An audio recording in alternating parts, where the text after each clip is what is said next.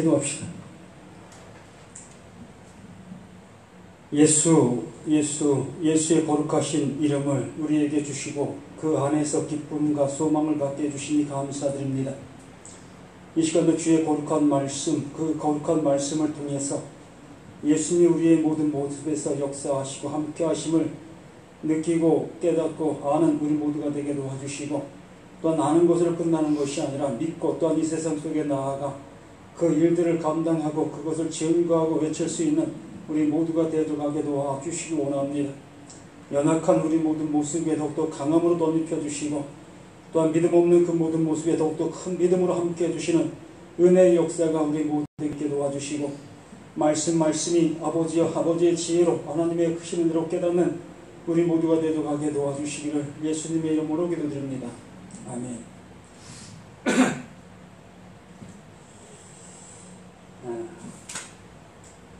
11페이지 계명과 율례를 가르침 5장 21절로 48절 말씀, 17절로 20절 말씀, 율법과 선지자를 완전하게 하려고 왔다는 사실을 가르치고 있다.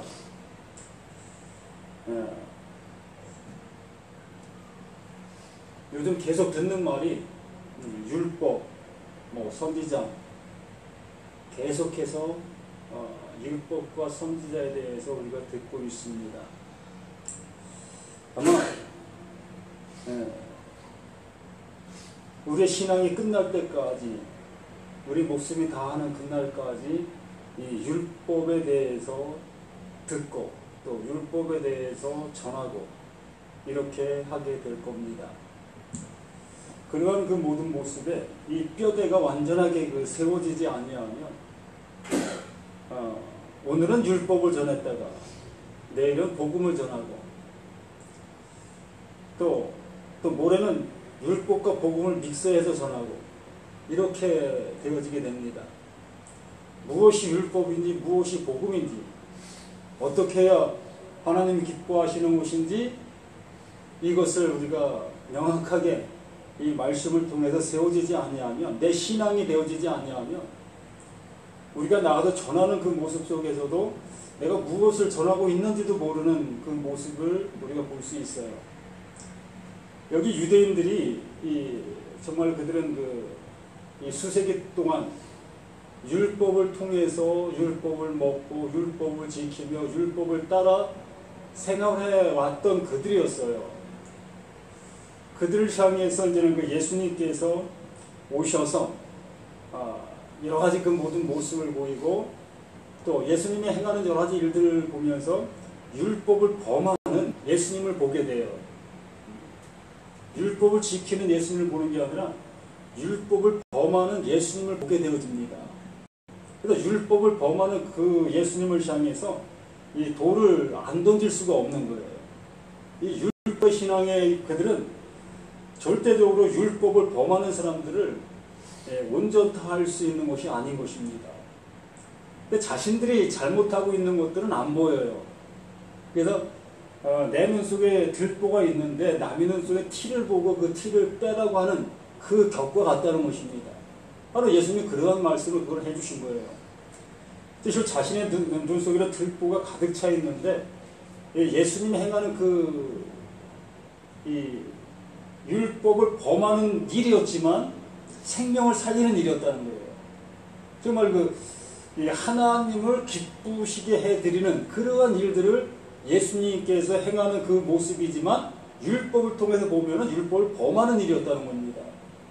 그러한 그 모든 모습을 보면서 이 유대인들은 이 예수님을 향해서 이 범법한자라고 지명할 수 있게 되어지고, 또 그를 죽이게 만드는 어떠한 그 여건을 만들게 되어지는 그 모습이 되어진 것입니다.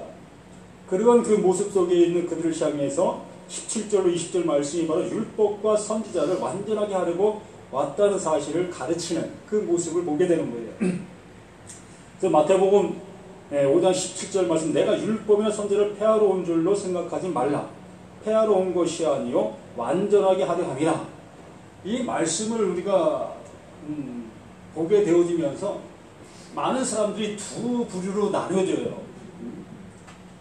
예수님께서 율법을 폐하셨구나 라는 부류와 예수님께서 율법을 완전하게 하려고 오셨구나, 그러므로 우리도 율법을 완전하게 지켜야 된다, 이렇게 이러한 부류로 세 부류로 변환되는 것입니다. 그러니까 율법을 폐했다고 하는 부류와, 그러니까 예수님이 율법을 완전하게 하게 하셨으니 우리도 율법을 완전하게 지켜야 된다라는 그 모습. 또 다음 모습에서는 예수님의 율법을 완전케 하심으로 인해서 그 완전케 하신 예수님을 내가 믿는다, 그분을 내가 모셨다 라는 그 모습.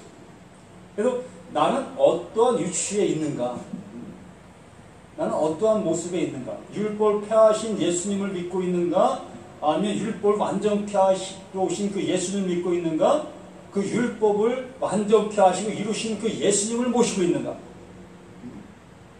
어떠한 모습에 내가 지금 신앙생활하고 있는가.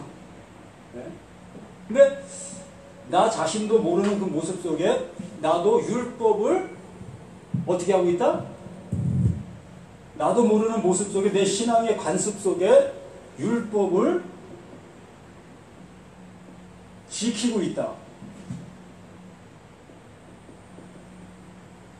나도 모르는 그 모습 속에 나의 어떠한 그 간습, 신앙의 어떠한 그 간습에 따라 나도 율법을 지키고 있다라는 얘기입니다. 율법을 지키고 있다는 것은 내가 이 행위를 하고 있다는 거예요. 예수님을 믿고 있다는 그런 개념이 아니고 내가 율법을 따라 율법을 지키고 있다라는 얘기예요. 그러니까 예수님께서 율법을 완전케 하러 오신 그 말씀에 어찌 보면 우리는 그 모든 모습에 역으로 가는 그 모습이 되어진다는 얘기지요. 그렇다면 예수님께서 율법을 완전케 하러 오셨다는 그 말씀이 뭘까요?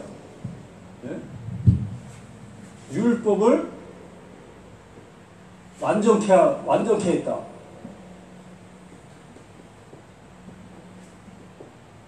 예? 율법을 완전케 했다. 이것을 우리가 명확하게 알아야 내가 어떠한 방향으로 가야 될지를 선정할 수가 있는 거예요. 즉 구약의 백성들이 이 예수님을 향해서 율법을 범하는 자다라고 얘기하고 있는 그들을 향해서 내가 율법을 완전케 하러 왔다라는 그 말씀을 하는 이유, 동기가 뭘까? 우리가 가만히 이 모습을 우리가 생각해 본다면, 그러니까 유대인들이 예수님을 향해서 너는 율법을 범하는 자야 라는 그 얘기를 할 때에 예수님께서 말씀하신 것이 이것이라는 거예요. 나는 율법을 완전케 하러 왔다. 그럼 뭐예요? 이 말씀하시는 이유가 뭐냐는 거예요. 예수님께서 율법을 완전케 하러 왔다 그러면 지금까지 이 유대인들은 율법을 어떻게 한다는 거예요? 완전하게 지금 지키고 있다는 거예요? 못 지키고 있다는 거예요? 그러니까 너희들이 지금 율법을 지킨다 하고 있는데 너희들이 지키는 그 율법의 모습은 참으로 빈약한 모습을 하고 있다. 내가 너희들에게 완전한 율법을 제시해 주마 라는 그러한 모습이고, 예수님은 그 율법을 완전케 하는 그 모습으로 우리 가운데 오셨다라는 얘기입니다. 그래서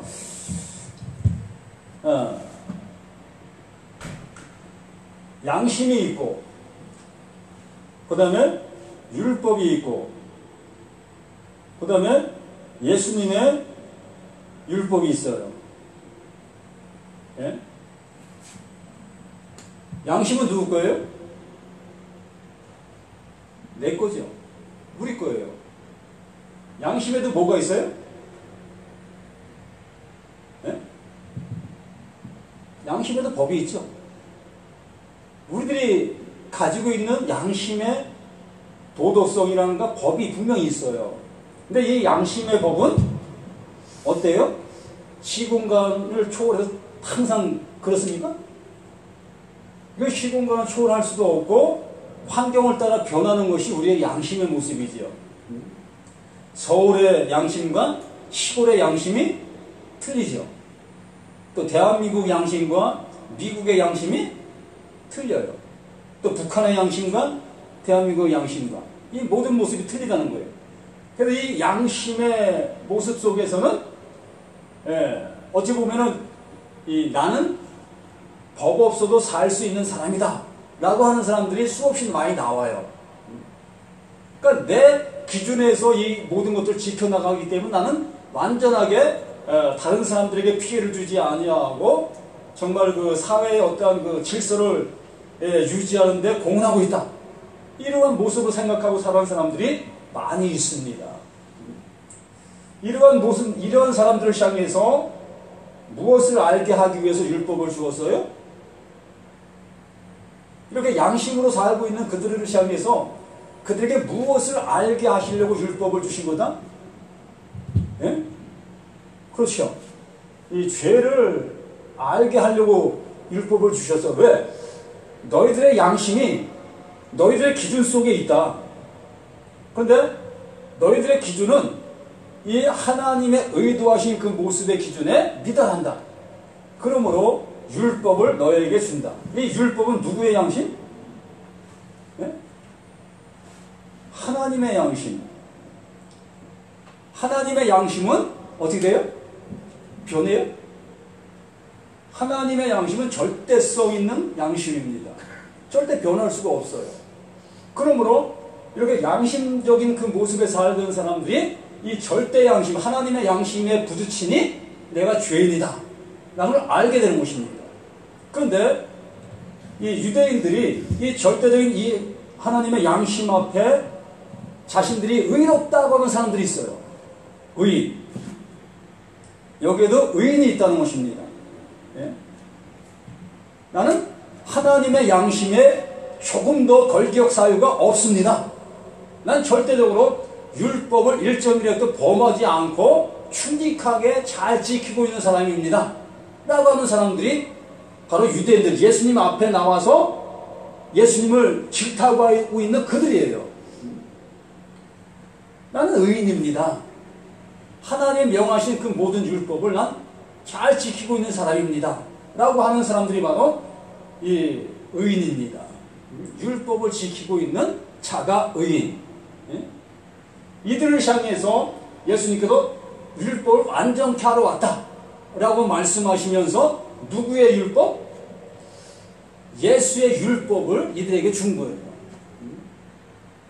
예수의 율법을 줌으로 인해서 이 의인이라고 했던 이들이 어떻게 됐냐? 이 예수의 율법에 걸려 넘어지게 되는 거예요. 이게 예수님께서 율법을 완전케 하러 오셨다라는 말씀이에요. 근데 이것을 우리가 잘못 받아들이게 되어지니까 나는 예수님의 율법을 지켜야 된다라는 개념으로 가고 있다는 거예요. 그러니까 이 하나님의 양심, 하나님의 율법을 내가 지켜서 의인 되려고 하는 이 많은 사람들을 향해서 너희들은 율법을 지켜서 의인 되는 것이 아니야. 율법을 통해서 무엇을 깨달아라? 죄를 알라. 너의 양심 속에서 잘못되어져 있는 이 모든 것들을 알라. 알아서 하나님께 돌아와라. 알아서 내가 보낸 자 예수를 향해서 와라 라고 말씀해 주신 것인데 자신들이 의롭게 되어서 누구를? 하나님을 섬기려고 하고 있다는 것입니다. 자신들의 의로 하나님께 가려고 하고 있다는 거예요. 이들을 향해서 예수의 율법을 줌으로 인해서 더 이상 내가 의로워서 하나님 앞에 갈 수 없다는 것을 알게 해주는 거예요. 예를 들어 양심은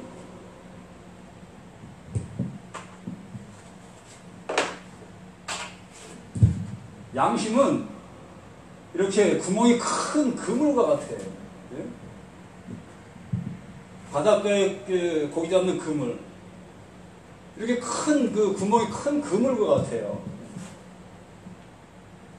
이런 그물인데 이 하나님의 양심, 율법은 이거보다 더 촘촘해요. 이게 촘촘한 그 모습의 그물이에요. 여기에도 빠져나가는 사람들이 있어요. 하나님의 양심에도.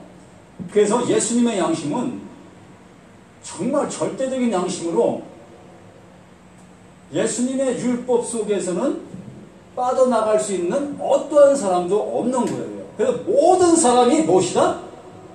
죄인이다. 사도 바울이 말씀을 전한 것처럼 모든 사람들이 죄인이다. 무엇 때문에? 예수의 율법으로 인해서.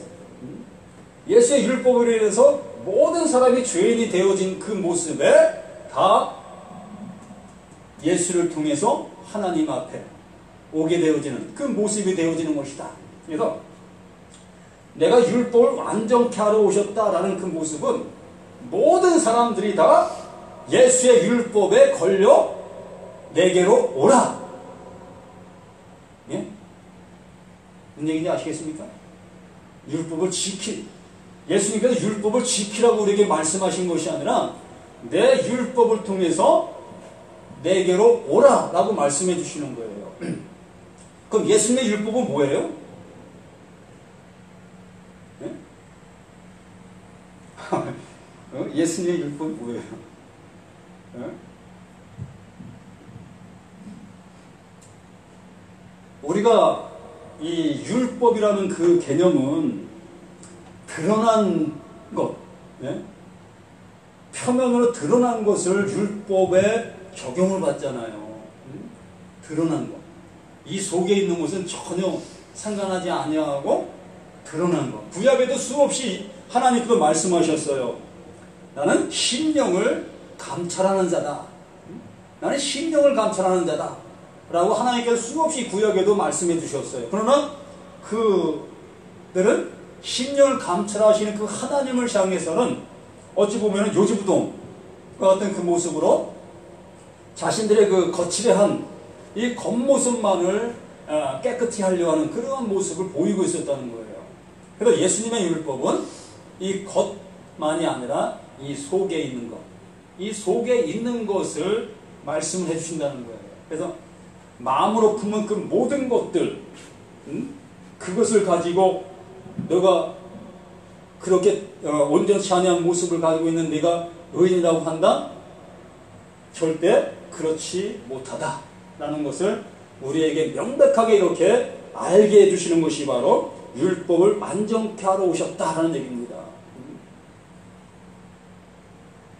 이해가 갑니까?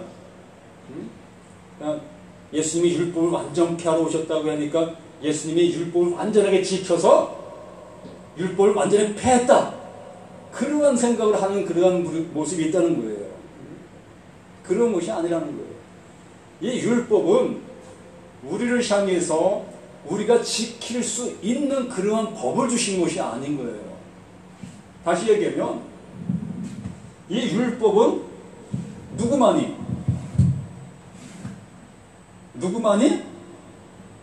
예? 이 율법이 어디에서 왔어요? 하나님에게서 왔죠. 그럼 하나님에게 오신 것은 누구만이 할 수 있다? 하나님만이 하실 수 있는 거예요. 이렇게 하나님께로부터 온 그 모든 이 성경에 보면은 하나님께로 온 게 있어요. 하나님께로부터 온 거. 그럼 하나님께로부터 온 그 모든 것들은 다 하나님 자신이 스스로가 해야 될 일인 거예요.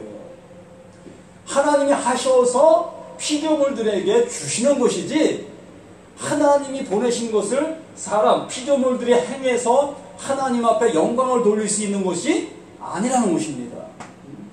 근데 우리들이 하나님이 주셨으니까 내가 이것을 이루어서 하나님 앞에 영광을 돌린다. 이런 개념으로 우리가 신앙생활을 하다 보니까 하다가 넘어지고 하다가 넘어지고 왜 이렇게 신앙이 괴롭게 날 만드나 라고 하면서 뒤돌아서는 그런 경우가 많이 있는 거예요. 그래서 이 율법은 하나님께로부터 온 것이기 때문에 하나님만이, 그 하나님 누구예요? 예수가 지키는 것이다. 예수 몸에 들어와서 완전케 되어지는 것인데 그 완전케 되어진 것이 어디에서?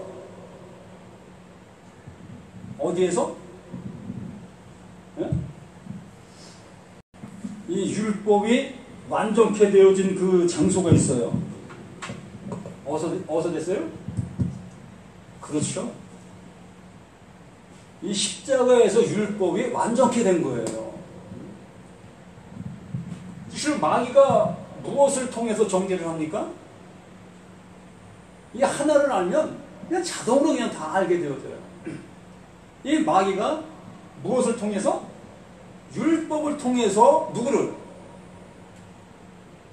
우리를, 또한 예수를.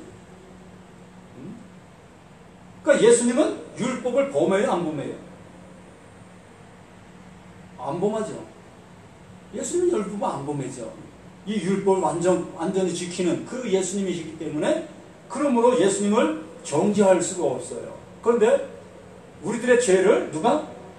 예수님께 넘겨드리니 비로소 마귀가 예수님을 어떻게 해요? 정죄하는 거예요. 그 정죄의 끝이 이 십자가라는 거예요. 이 십자가에서 피를 흘리심으로 인해서 피 흘리신 그 모든 모습으로 마귀의 일을 어떻게 했다? 멸하신 거예요. 그러니까 마귀의 일을 멸하게 되어짐으로 인해서 마귀는 더 이상 정죄 못하는 거예요. 그러므로 예수의 보혈의 은혜를 입은 모든 사람들에게는 마귀가 절대적으로 정죄할 수 없다라고 사도 바울이 수십 군데 수백 군데 말씀으로 말씀해 주시는 거예요. 그런데도 우리들은 마귀에게 속아서 계속해서 이 정죄받아 그 죄에 눌려서 죄의 속박 속에 살아가는 그런 인생의 삶을 살아가고 있는 그 어리석음의 모습을 볼 수 있다는 것입니다. 그래서 이렇게 말씀을 우리가 알게 되어졌을 때에 하나님이 하시는 일들을 우리가 알게 되어짐으로 인해서 마귀의 그 모든 모습에서 자유하게 되어지고, 그리고 예수의 말씀 앞에 아멘하게 되어지고, 그 신앙의 모습이 진실로 하나님이 기뻐 받으실 그 신앙의 모습으로 우리의 그 모든 모습이 성장하게 되어지는 것입니다. 그래서 내가 율법이나 선제를 폐하러 온 줄로 생각하지 말라. 폐하러 온 것이 아니라 완전하게 하려 함이라. 이렇게 완전하게 하기 위해서 예수님이 오신 것이라는 것을 이제 우리가 명확하게 알게 되어짐으로 인해서, 아, 그렇구나, 우리가 율법을 통해서 구원받을 수 있는 어떤 모습도 아니구나, 내가 이 율법을 지켜서 의롭게 되려고 했는데 예수님의 말씀을 들으니, 예수님이 우리에게 하시는 것을 들으니 도저히 불가능한 것이구나. 그러므로 우리는 예수에게로, 예수님만이 나의 구세주요 구원자라는 것을 알게 되어지게 되는 것입니다. 그러면서 진실로 너희에게 이르노니 천지가 없어지기 전에 율법의 1.1획도 결코 없어지지 아니하고 다 이루리라. 이 다 이루리라는 그 말씀의 그 결론이 바로 이거예요. 완전한 정죄를 해서 모두가 멸망의 자리로 가게 만든다는 거예요. 여기 율법을 지켜서 의인이라고 했던 사람들이 있잖아요. 이 구약에 비해서 유대인들이 율법을 지켜서 나는 의인입니다라고 하는 예수님 앞에 나아가지고는 이 거들먹거리는 그 사람들이 종종 있었어요. 어떻게 하면 이 구원을 받을 수 있습니까? 뭐 이러한 그 여러 얘기 하면서 나는 지금까지 율법을, 그 모세가 말한 모든 율법을 완전하게 지켰습니다 라고 하는 그러한 사람들이 종종 있었습니다. 그러한 사람들을 향해서 예수님께서는 너 가지고 있는 것이 무엇이냐? 그 가지고 있는 그것이 뭐다? 율법을 범하고 있다는 거예요. 그러니까 소유권이 자신에게 지금 현재 있다. 그 모습은 뭐로? 아직도 율법을 지킨다 하지만 율법을 못 지키는 자다. 이 얘기 한번 해볼까요? 천국 가기가 부자가 낙타가 바늘기로 들어가는 것보다 어렵다고 그랬지요. 그 말씀이 도대체 뭘까요? 이 참 그거 의미가 커요. 지금 부자들 많죠. 어찌 보면 나도 부자입니다. 상대성 부자. 우리 모두 다 상대성 부자예요. 예를 들어 어렵게 사는 그 나라의 백성들에 비하면 우리는 삼시세끼 먹잖아요. 또 우리는 이렇게 걸치고 다닐 수 있는 옷도 있잖아요. 그러면 그들에 비하면 우리는 상대성 부자인 거예요. 그럼 부자가 천국에 들어가기가 그렇게 어렵다는 그 의미가 뭘까? 우리 전사님이 생각하는 그 관점이 뭘까요?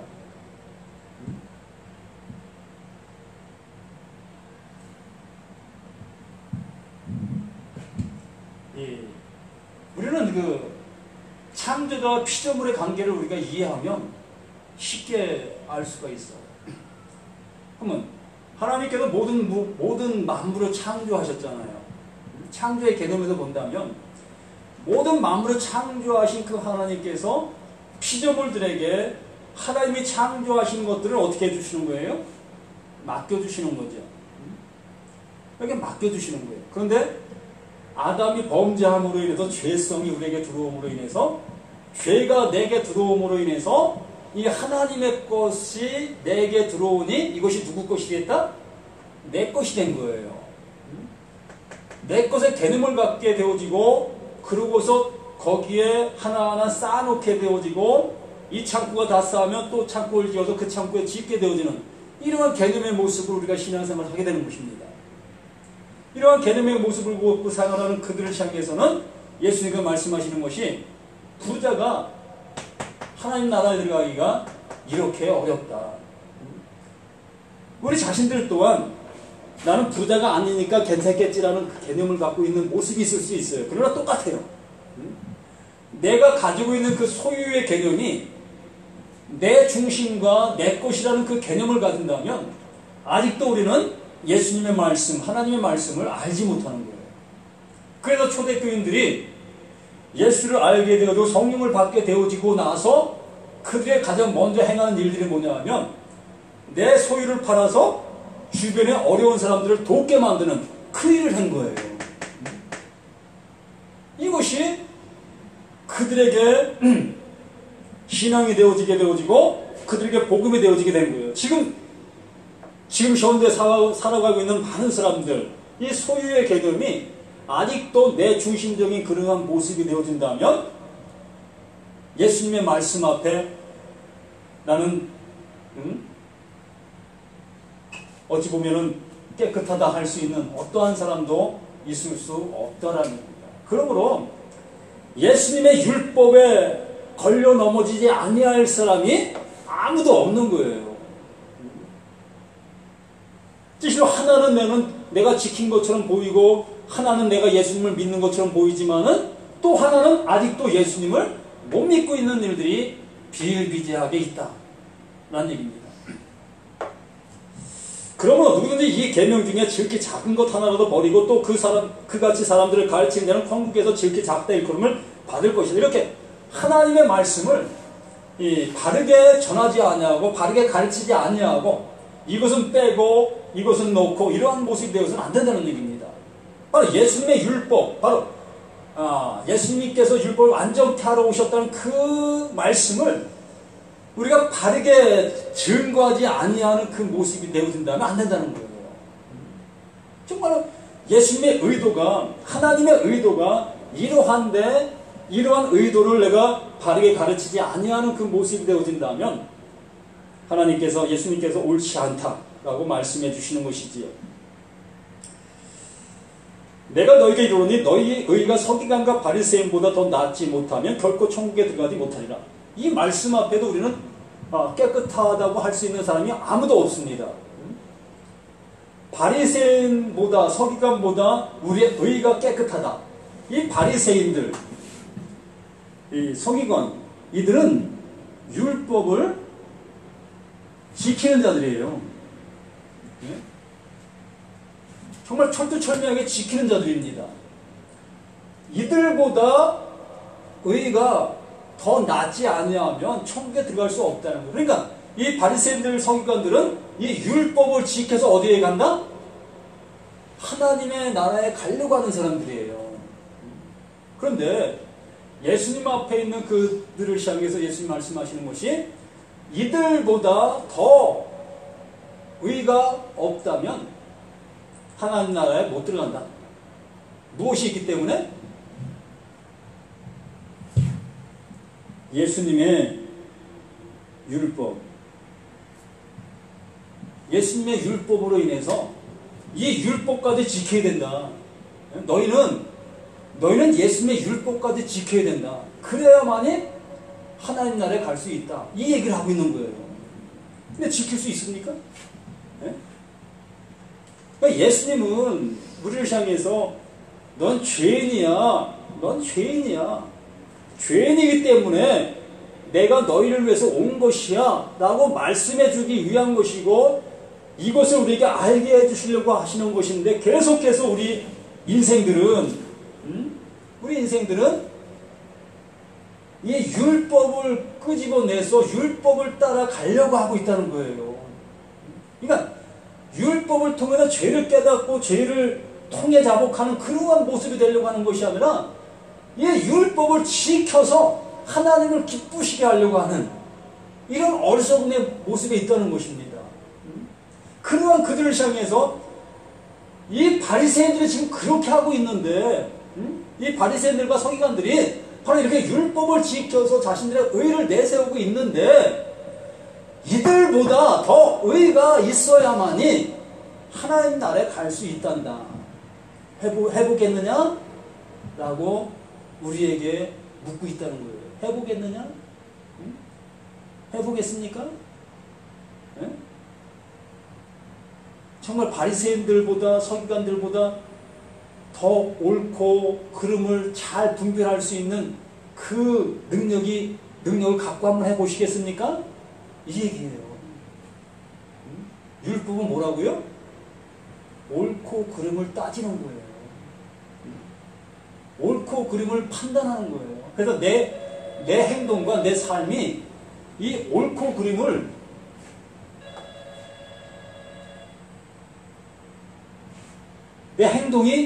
나의 행동이 옳고 그름을 통해서 하나님 앞에 옳다 인정함을 받기를 바라는 모습의 생활을 내가 하는 거예요. 그게 율법을 지킨다는 거예요. 그런 이 바리새인과 서기관들보다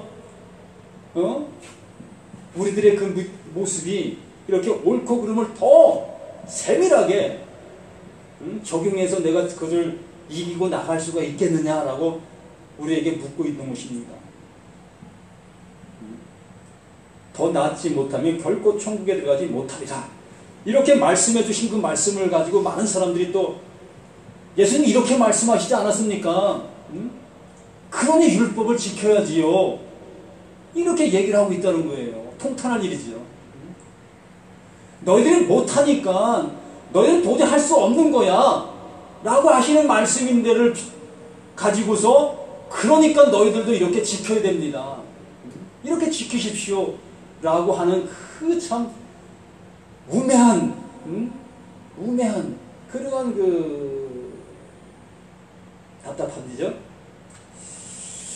이렇게 그 말씀해 주시고 있죠. 그래서 두 번째가 계명과 율례를 가르치고 있다. 5장 21절 48절 말씀이 바로 이제 예수님의 율법이 비로소 우리에게 그 확고하게 드러나는 그 모습을 볼 수 있습니다. 바로 21절부터 48절 말씀이 바로 예수님의 율법인 거예요. 옛사람에게 말한 바 살인치 말라 누구든지 살인하면 심판을 받게 되리라 하였다는 것을 너희가 들었으나 이것이 뭐예요? 이게 율법이에요. 지금 말씀하고 있는 것이 바로 율법이에요. 옛사람에게 말한 바, 이 구약에 있는 사람들, 예수님이 오시기 전에 있는 모든 사람들에게 예수님께서 하나님께서 말씀하신 것이죠. 옛사람에 말한 바 살인치 말라 누구든지 살인하면 심판을 받게 되리라 하였다는 너희가 들었으나, 이 율법에서 이렇게 들었다는 것입니다.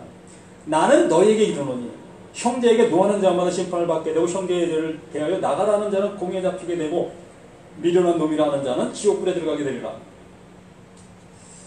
이것이 예수님의 율법입니다. 이러한 말씀을 가지고 토대 그대로 그냥 우리가 사용하는 사람들이 종종 있어요. 예수님 이렇게 말씀해 주셨습니다. 그렇기 때문에 형제를 미워해서는 안 됩니다. 맞아요. 미워해서는 안 되죠.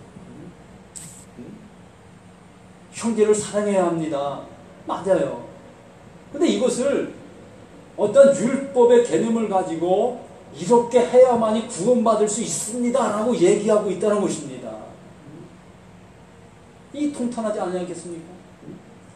예수님의 말씀의 의도를 우리가 알아야 되는데, 그 말씀 속에 담겨있는 의미를 알아야 되는데, 그 의미를 배제시키고 그냥 표면상 드러난 그것만 가지고 우리는 생각하고 그거를 받아들이고 그것이 하나님 말씀을 깨달았다고, 하나님은 내게 이렇게 말씀하셨다고 이렇게 얘기하고 있는 그 모습이 너무나 통탄할 일이다라는 얘기입니다.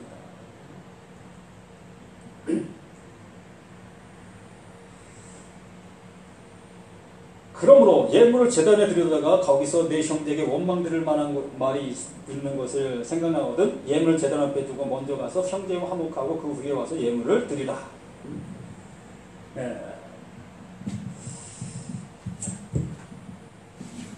형제와 형제,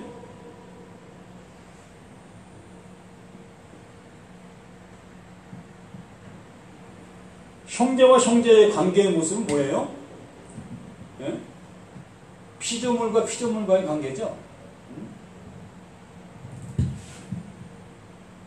하나님, 피조물과 피조물과의 관계는 누가 만드는 거예요? 예? 그렇죠. 피조물과 피조물과의 관계는 그 피조물들이 만드는 거죠. 이 관계는 누가 어떻게 해야 돼요? 이 둘이 치고받든지 화해를 하든지 둘이 해야 될 일이죠. 이러한 문제는 여기 바로 그런 얘기를 하고 있는 거예요. 형제와 형제의 관계의 그 모습에서는 그들끼리 해결할 문제라는 거예요. 그런데 많은 사람들이 그렇게 얘기합니다. 형제와 이렇게 그 불우한 그 모든 모습을 가지고 하나님 앞에 나와 기도하고 있어요. 하나님, 내 형제가 나에게 어떤 아픔을 주었든, 내가 형제에게 옳지 못하게 행동했든, 그 형제와 좋은 모습이 될 수 있게 해주십시오. 라고 기도하고 있는 그 모습이 있습니다. 이러한 문제를 가지고 하나님께 기도한들, 이게 하나님이 들어주실 수 있는 것이냐는 것이죠. 아니라는 거예요. 이 문제는 형제와 형제가 서로 치고받든지 화해하든지, 이 문제는 형제끼리 해야 될 모습이라고 말씀해 주시는 거예요. 이러한 그 모든 모습을 가지고 하나님 앞에 요청하는 그러한 모습이 되어서는 안 될 것이라는 것입니다. 그래서 우리는 어쨌든 우리의 삶의 모습이, 내 생활의 모습이 이러한 관계의 모습을 우리 스스로가 어떠한 모습을 위해서 해야 될 일을 해 나갈 수 있는, 불안한 모습을 내가 먼저 손을 내밀 수 있는 그 모습, 그러한 모습을 가져야만이 옳은 모습이 되어져 갈 수 있는 것입니다. 너를 고발하는 자와 함께 길에 있을 때 급히 사화하라. 그 고발하는 자가 너를 재판관에 내어주고 재판관이 옥리에 내어주며 옥리에 가둘까 염려하라. 진실로 내게 이르노니 내가 한 푼이라도 남김이 없이 다 갚기 전에는 결코 거기서 나오지 못하리라. 이렇게 그 율법의 모습 속에서는 어찌 보면은 이러한 문제를 다 배제시키고 그냥 하나님 앞에만 옳게 서면 된다라는 그러한 개념을 가졌습니다. 그러니까 세상 문제 속에서는 어떤 문제도 하나님 앞에 걸리낌이 없는 모습이었다는 거예요.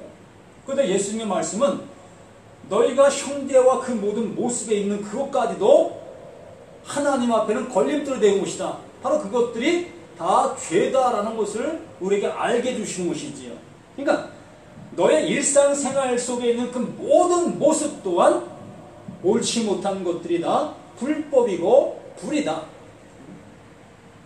하나님 앞에 나올 수 있는, 하나님 앞에 사랑받을 수 있는 어떠한 모습도 되어질 수 없는 것이다. 그러니 그러한 모든 모습을 너희가 네 생활 속에도 지켜 행할 수 있느냐? 라고 묻고 있는 그 모습이라는 것입니다. 그렇기 때문에 예수님의 율법이라는 것은 내 일상생활 속에서도 적용되어지고 내 생활 그 모든 전반에 다 적용되어지는 예수의 율법의 모습을 우리가 보게 되어지는 것입니다.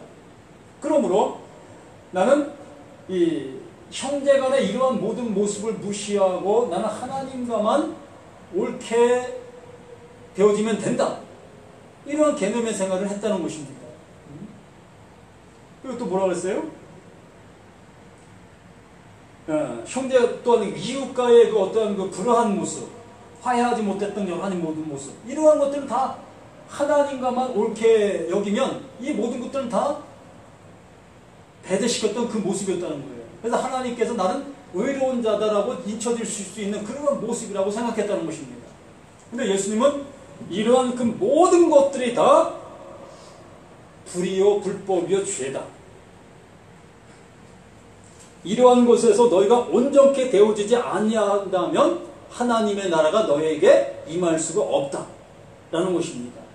그러니 하나부터 열까지 그 모든 것들을 우리가 온전히 이루지 못한 현실을 우리가 보게 되어짐으로 인해서 그렇구나, 나는 죄인 중에 죄인이요 죄인 중에 괴수였구나.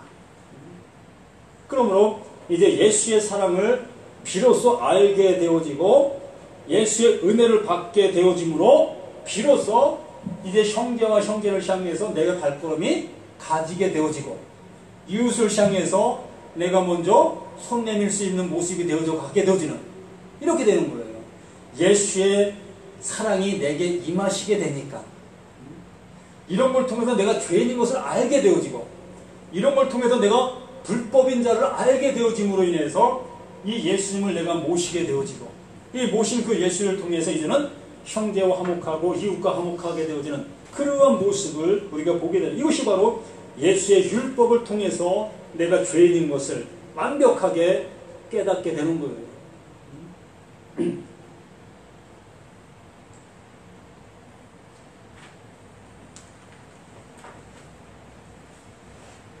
또 옛사람에게 말한 바 옛사람에게 가름치 말라 계명과 이혼에 대하여 가르치고 있다. 또 가름치 말라 했더라면 너희가 들었으나 나는 너희에게 이르노니 의명을 품고 얘를 보는 자마다 마음에 이미 간음하였느니라. 이 말씀 앞에도 어느 누가 나는 온전하다라고 할 수 있겠느냐는 거예요. 이 구약의 사람들이라 할지라도 자신들은 이 범하지 아니하면 죄가 아니라고 생각했어요. 마음속으로 수없이 이렇게 의명을 품고 있는 그 모습 속에 있었어도 나는 행하지 아니하면 난 죄가 없다라고 생각했던 이 유대인들, 예수님 앞에 있는 그들이었다는 것입니다. 그런데 예수님께서 마음의 의명을 품고 여자를 보는 그 모든 모습으로 행함으로 옮긴 간음과 똑같다 라고 말씀하시니 그 말씀 앞에 누가 감히 나는 의인입니다 라고 할 수 있겠느냐는 거예요. 모두가 다 죄인인 것을 알게 돼요. 바로 이것이 완전한 예수의 율법인 거예요. 만일 내 오른눈이 너를 실족케 하거든 빼어버리라. 내 백체 중 하나가 없어지고 온몸이 지옥에 던져지지 않는 것이 유익하다. 이렇게 말씀하시는 그 말씀을 들으며 또 그것을 빼어버리고 천국에 가려고 하는 사람도 있다는 거예요. 그냥 내가 죄를 지면 밤새도록 통곡하고 자복하고 이렇게 하는 분들이 있어요. 아니면 그것도 안 되면 기도원가 갖고 이렇게 하는 분들도 있습니다. 근데 이것이 옳은 것이 아니라는 거예요. 이러한 것들을 통해서 누구에게로 돌아오라? 예수에게로 오라는 거예요. 예수에게 오면 예수의 사랑이 내게 오실 때 비로소 이러한 모습에서 이겨나갈 수 있는 우리들이 되어지는 거예요. 또 누구든지 아내를 버리거든 이혼 증서를 줄이라 하였으나 나는 너에게 이르노니 누구든지 음행한 이유 없이 아내를 버리면 이는 그로 간음하게 하며 또 누구든지 버림받은 여자에게 간가드는 자도 간음하니라. 이 모든 말씀들이 다 동일한 그 말씀으로 우리에게 하시는 것인데 바로 이 피조물과의 관계의 모습, 피조물과의 관계의 모습 속에서도 행함과 행하지 아니한 마음 속에 있는 것, 이 모든 것들이 다 하나님 앞에는 불법이라는 것입니다. 죄라는 거예요. 그렇기 때문에 그러한 것이 한 톨이라도 있는 자는 하나님의 사랑하심을 입을 수 없다. 하나님의 사랑을 받으려면 이 모든 것들을 다 해결하고 와라. 이 모든 걸 인간 사회 속에서, 인간 관계 속에서 이 모든 것들 다 해결하고 와라! 라고 말씀해 주시고 있는 것입니다. 근데 해결할 수가 있는가? 못한다는 거예요. 그렇기 때문에 예수에게 오라. 내게로 오라. 수고하고 무거운 짐진 자들아 다 내게로 오라 말씀하신 말씀이 바로 이 말씀인 거예요. 너희가 이 세상 속에서 수고해서 이루려 하는 그 모든 모습 속에서 이제 쉬라. 예? 거기서 쉬고 내게로 오라. 내게로 와서 내가 주는 짐을 지고 가라. 이해가 가십니까? 예? 이 말씀 이렇게 우리에게 깨달아지는 거예요. 사실 우리는 그러한 모습 속에 우리에게 말씀하시는 것들을 우리가 이러한 말씀들을 잘못 받아들이게 되어짐으로 인해서 1년 예수 믿은 사람과 10년 예수 믿은 사람과 40년, 50년 예수 믿은 사람과 믿으면 믿을수록 짐이 하나, 둘, 셋, 넷 연수가 간 만큼 짐을 지고 있어요. 왜요? 말씀을 많이 알기 때문에. 그 모든 말씀을 통해서 우리에게 자유함을 주시려고 하시는 그 말씀을 오히려 그 말씀들을 짐으로 지고 가고 있는 그 어리석음의 모습을 우리가 보고 있다는 것입니다. 자, 이렇게 우리는 이 율법에 대해서 확실하게 내 정립이 되어지고 그 정립이 되어진 것을 통해서 이 성경을 보고 또한 믿음의 생활을 해나가고 또한 하나님 말씀을 즐거워할 수 있는 우리 모두가 되어 가시기를 예수님의 이름으로 부탁을 드립니다. 주 예수의 거룩하신 은혜를 다시 한번 고백하고 찬양합니다. 예수님께서 율법을 완전케 하고 선지자의 그 모든 것들을 완전케 하신 그 은혜를 다시 한번 깨닫습니다. 그로 인해 우리가 주님 앞에 돌아오게 되어지고 예수의 그 보혈로 우리의 모든 죄가 정결케 씻김받게 되어지는 그 모든 은혜인 것을 깨닫는 우리 모두가 되게 도와주시기 원합니다. 하나님의 크신 사랑을 다시 한번 우리 모든 것들이 새롭게 되어지기를 예수의 거룩하신 이름으로 기도드립니다. 아멘.